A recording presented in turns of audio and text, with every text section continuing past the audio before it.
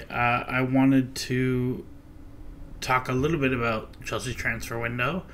If you were like me, I expect you spent the day glued to your phone, waiting to see who we would sell, who we would buy. Fabrizio Romano sending the same tweet 12 times and pretending it's an update, the usual. But I thought I'd go through and kind of look at some of the moves Chelsea made over the summer, because there were a lot of them, and kind of pan out where we are. So we'll talk about the arrivals first.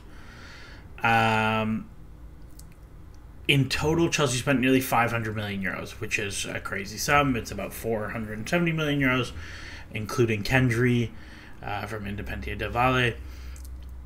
Really, the big spending is coming from the first team players, less from the investment gambles. And what we see is that across all the new players at the club, the new amortization and wage total that's been added to our annual spend is about 120 million euros, just shy of that. And a lot of that is coming down to the fact that most of these players are signed to 8-year deals, and only a few of them are subject to the 5-year amortization that the UEFA and the Premier League have decided to apply. So it's actually not that bad. From an annual perspective, this is really, really not that problematic. So we'll look at some of the kind of different categories of players that we brought in.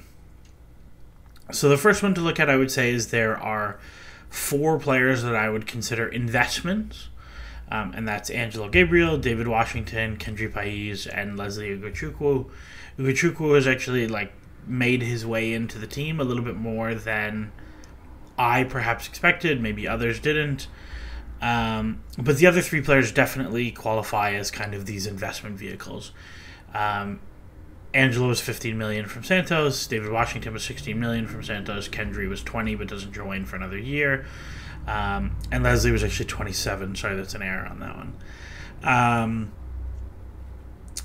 But there are some interesting profiles. So if we look at Angelo shows up as quite a high impact attacker in the Brazilian league. He has a lot of minutes for his age. He's already playing about 50% of his team's minutes, which is very significant for an 18, 19-year-old. Brazil does a pretty good job of getting good players that they think they can sell on into the team early. David Washington is very much not that. He is a prospect through and through. He's played a very low proportion of his team's minutes. He is an about league average striker in low minutes, which is fine. That's a pretty good place to be as an 18-year-old. League average at 18 in Brazil is nothing to scoff at. But between the two, Angelo profiles as a much more interesting player statistically. I haven't watched a ton of video on either of these gentlemen. I really can't comment too deeply, other than what I've seen kind of briefly and from the stats. Ugochukwu profiles as a slightly worse than average defensive midfielder in Liga. A lot of his appearances are coming as substitutes. The defending and ball winning is pretty close to league average. The passing is a little bit worse. And that's fine, right? Again, very young. Liga is a very decent standard for a player of that age. And of course, Kendry, there's not really any publicly available data on. But the video looks really good for where he is. I believe he's supposed to be called into the Ecuador squad this week, and being the youngest player to ever be called into an Ecuador squad, which is cool. Kind of my stance on this has changed a little bit, where I was very much in a place of I don't really understand. I think we're spending too much on these players from a profitability standpoint. And I still sort of think that's the case. I'd be much happier to see us closer to the Slonina or Fofana numbers at 10 million than at 15, 20 million. But actually, if you look at all of the under 20 players who have been purchased for over 9 million euros, so the floor is Slonina, over the last 5 years, there's about 150 of them. And the average return on investment, so either through their next transfer or if they haven't moved yet, what their transfer market value is now, which is a somewhat unreliable choice of metric, but it really bulks out our sample size because not that many of these players move because it's quite recent. The average return on investment is about 50%, a little bit less, 46%. 73 of those 147 players are returning a profit for their club. So when we think about, well, you only need one to hit to pay for the rest, well, actually, what we expect from all these young players that we've bought, we expect actually maybe 1 and 2 of them will hit in terms of returning a profit. But on average, we expect that we'll see something like a 50% return. So if Chelsea spend 100 million, they'll get over 5 years about 150 million back. And that's including loan fees for players who spent a couple years on loan before they moved. But I think in general, these are probably going to be quite safe investments. That if Angelo spends a year at Strasbourg and Chelsea want to move him on for 30 million, that's probably going to be possible. Or if Kendry comes, doesn't hit, it's probably going to be possible to move him for 10 million and make some or most of your money back. Ugochukwu is an interesting one because it's quite a higher fee, but he's already playing games for Chelsea, so I look at it almost as, if he's going to play 1,000 minutes for Chelsea this year, I think the chance that they're able to move him on for either break-even or profit within a year's time is quite high. And then you have so many years on his contract that you have a lot of time to make that move. So in terms of transfer grades, Kendry gets a C+ for me. He's very young. I think when you're buying players that are 16, I think it's basically just gambling. A C+ is about average.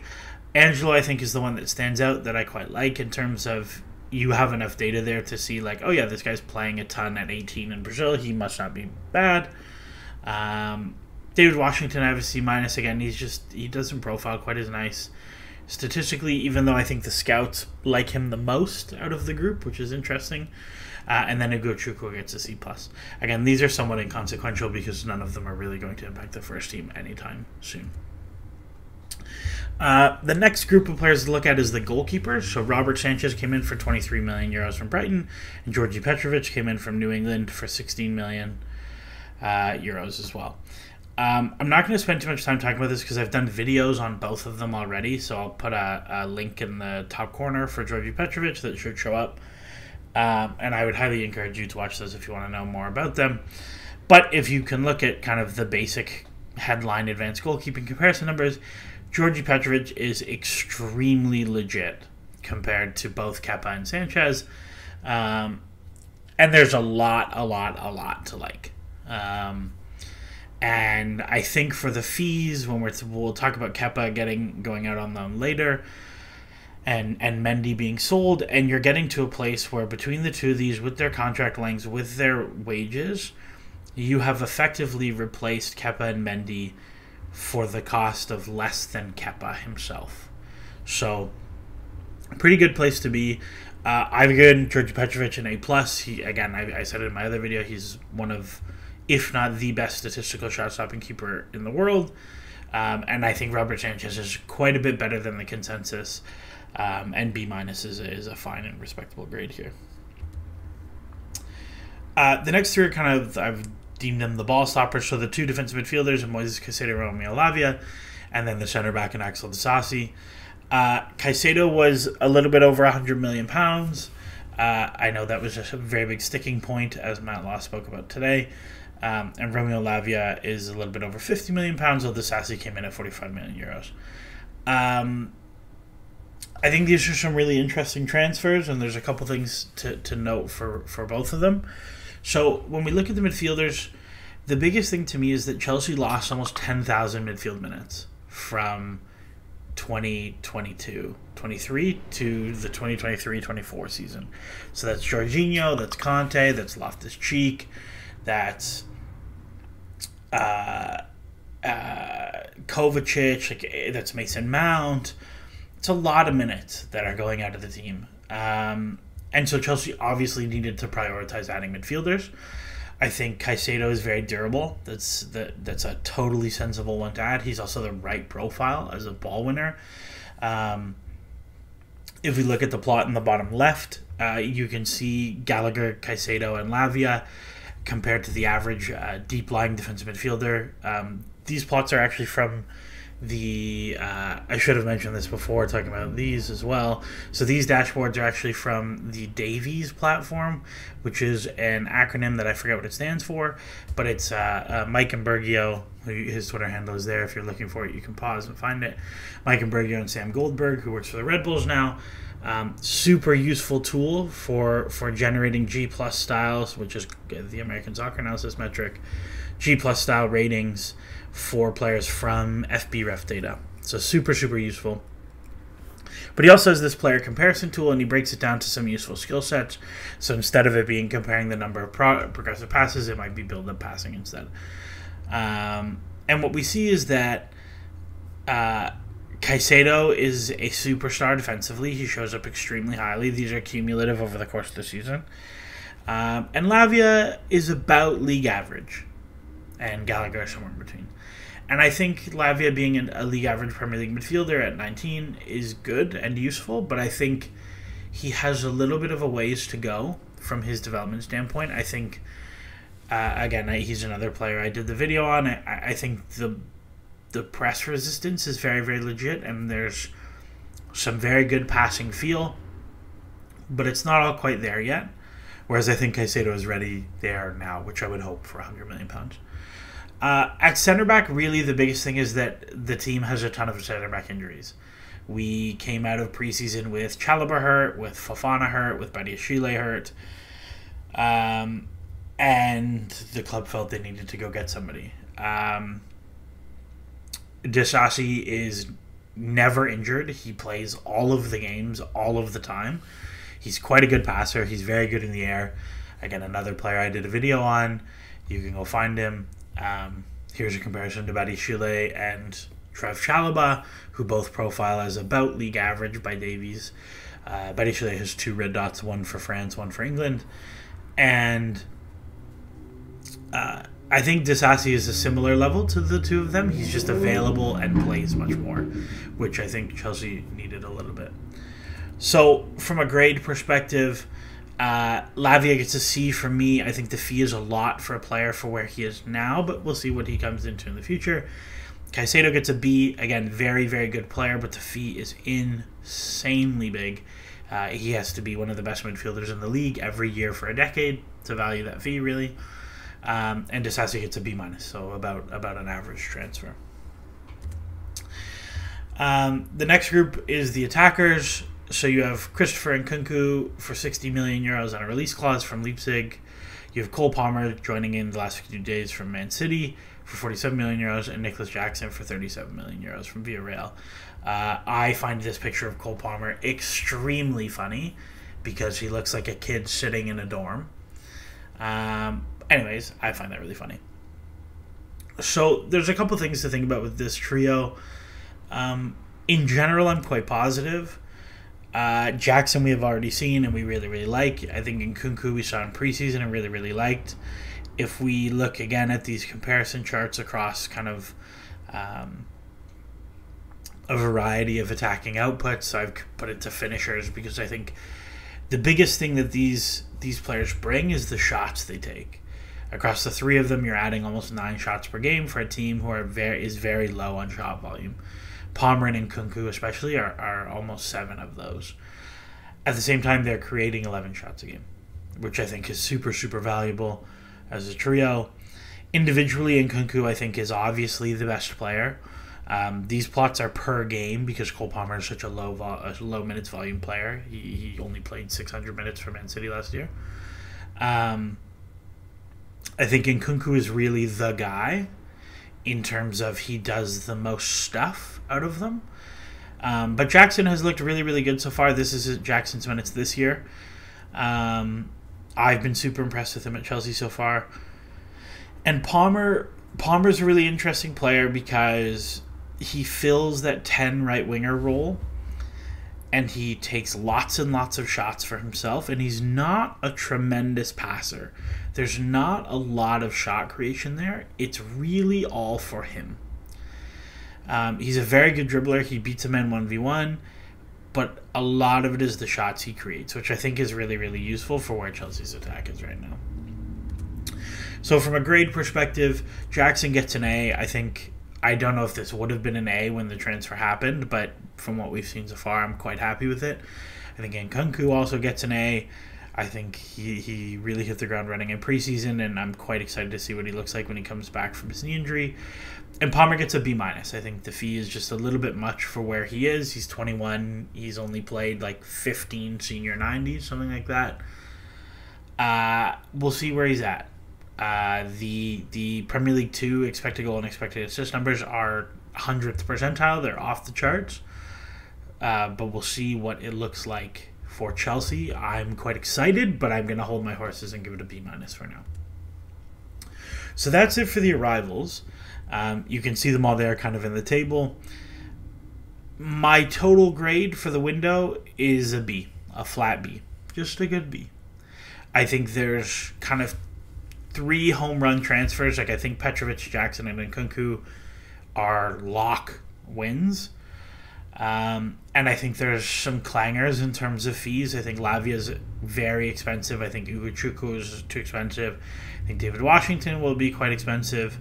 And I think Caicedo will be quite expensive. But there's undoubtedly some good players in there. I think Chelsea are in a better place with their squad this season than last season, and that's a very good start.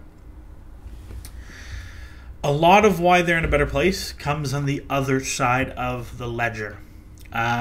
Chelsea have moved a lot of players out, whether that's through permanent transfers, loan to buy, or straight loans, dry loans, as we've been calling them now.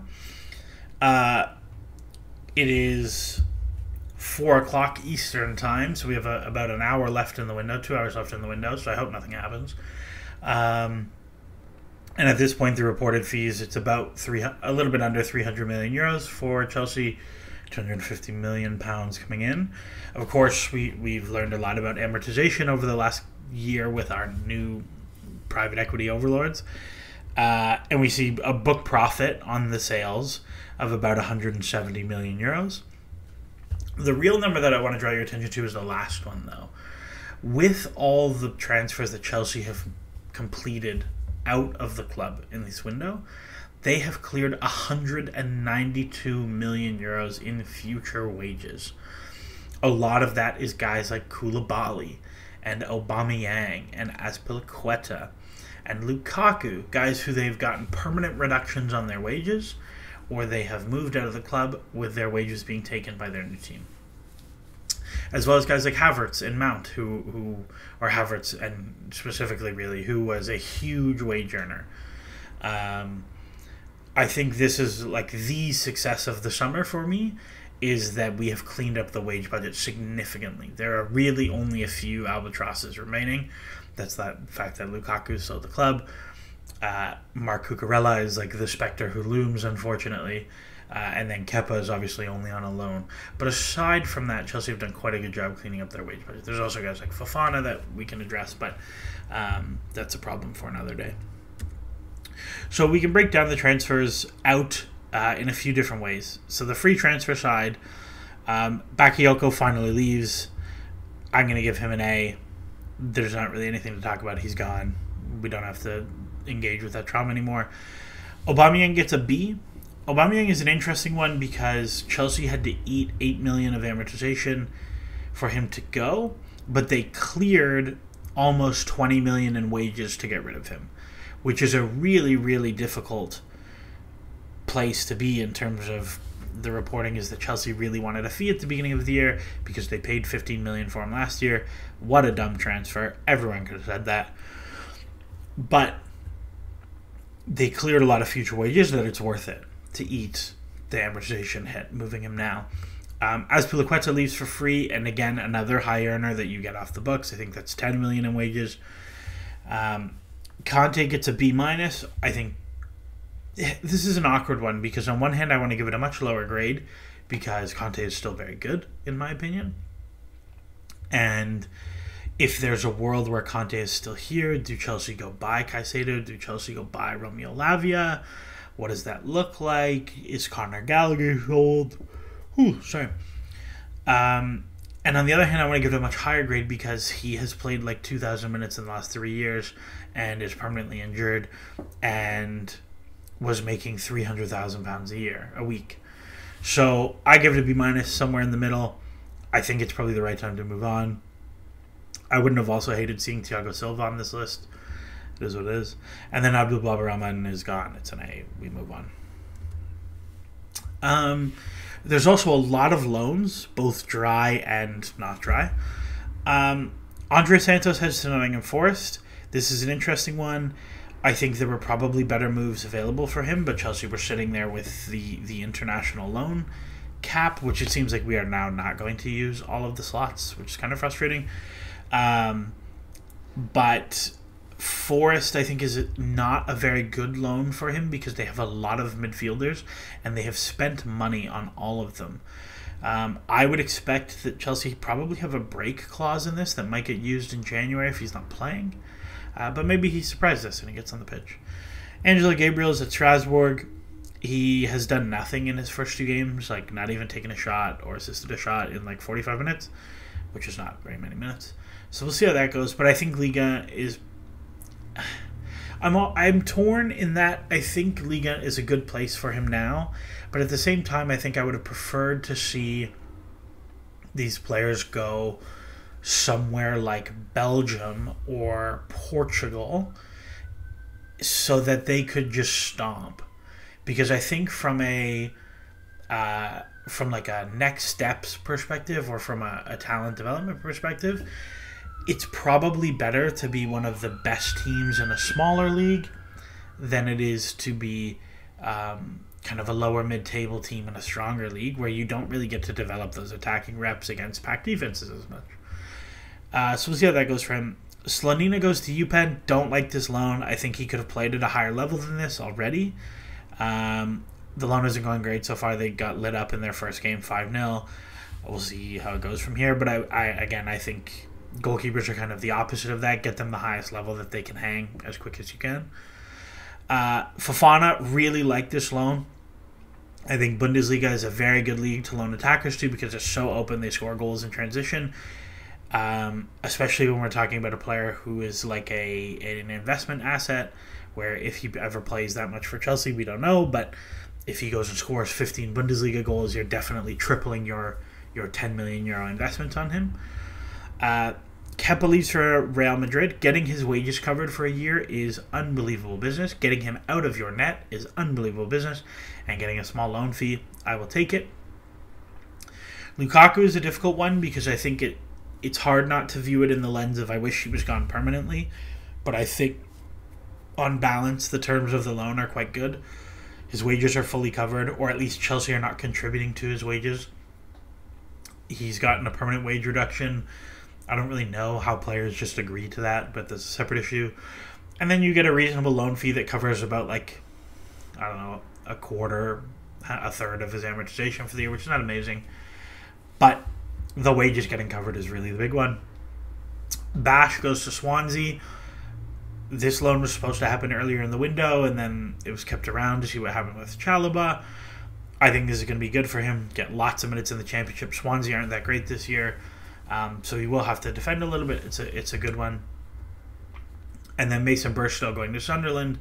I'm very curious to see how this one goes because I think Burstow is very close to having like a little bit of a breakout where he's in that awkward place that he needs senior football at a decent level and he has to just score goals. And so we'll see how that one goes for him. So I give Santos a C. I guess I could have done this all the way along. Angelo Gabriel gets a B. Slonina a C. Fofana an A. Kepa an A. Lukaku an A. And then Bash and Burstow Bs. The pure profit grade. These should have dissolved in. Oh well. I think this is where Chelsea have really done a poor job this summer. In that it feels like Chelsea are more willing to take cut price fees on homegrown players because there is no amortized value to sell against. It's very easy to take Ampadu for 8 million instead of, say, 12 million when your amortized value is effectively zero. They paid a small fee for him, but that is what it is. It's very easy to sell Loftus-Cheek for 16 instead of 25 when you don't have 12 million to pay off. Ampadu especially, I think 8 million for someone who is like 23 and has played like almost 100 Premier League and Serie A games at center back and defensive midfield is very bizarre. I understand he had 1 year left on his contract, but that's a very low fee in my opinion. Loftus-Cheek, I understand a lot of that is his wages were quite high. 16 million euros to AC Milan. Also a C-. I think he would have been one that I would have liked to keep this year. Like, if my choices are go buy Romeo Lavia for 60 million or keep Loftus-Cheek, I would have happily kept Loftus-Cheek. I think he's a much better player right now. The real, like, corker is Lewis Hall for 35 million euros to Newcastle. That's a loan, and then that fee will come through in next year's profits, which is good from a servicing amortization every year perspective. But I sit here and he's so good at 18. He apparently was willing to sign a 6-year deal. You could have sent him on loan to Palace. To me, making this an obligation, and even if you want to send him to Newcastle on loan, fine. Making this an obligation or even an option in Newcastle's case that is reasonably priced, because I think 35 million for an 18-year-old with 1,000 minutes is not like a crazy steal, but I think, and it's not an overpay at all. I think it's a reasonable value. But I think if Hall had a terrible year on loan at Newcastle, you could still get 30 million for him next year if he was under contract. If Hall has an excellent year at Newcastle, Chelsea would be selling him for 60, 70 million euros after this season. So that, to me, is very surprising. And I think probably the worst bit of business the club did in the summer. So I gave it an F because F that. Mason Mount, 65 million euros to Manchester United. This one is a difficult one to score because in an ideal world he's so good you would love to keep him at the club. But I think given the circumstances of he had 1 year left, his wage demands clearly based on what he's making at United were quite large. He was also coming off of a very poor season for his standards, and also a very injury-prone season, and now he is injured again. Chelsea have done quite well to get 65 million euros, which is kind of unfortunate to say. So I think based on the two, you go somewhere in the middle. I end up at C- because I would have preferred him here, even if that means overpaying a little bit because, he costs nothing from an amortization perspective. And then the last one is Callum Hudson-Odoi, 5 million euros to Nottingham Forest. That's a scandalously low fee, I think. But again, 1 year left, very high wages. He was truly dreadful at Bayer Leverkusen to the point that he was basically dropped halfway through the season and never played again. I don't know how to balance this one because I think there's always that, but he was this top prospect and now he's just not. He's 22. He wasn't good last year. He was very good the one season at Chelsea after his injury, but in very low minutes. And then he missed like 3/4 of a season injured again after that. So, I don't know. I don't know where he goes from here. I don't think it's great value. I think they probably could have gotten more earlier in the summer. Like the deals were talking 10 to 15 million before. But I think getting rid of his wages is a good thing, even if I wish things played out a little bit better. The next group of players that have moved out are kind of the cutting your loss players and the players that we've been saved by Saudi Arabia.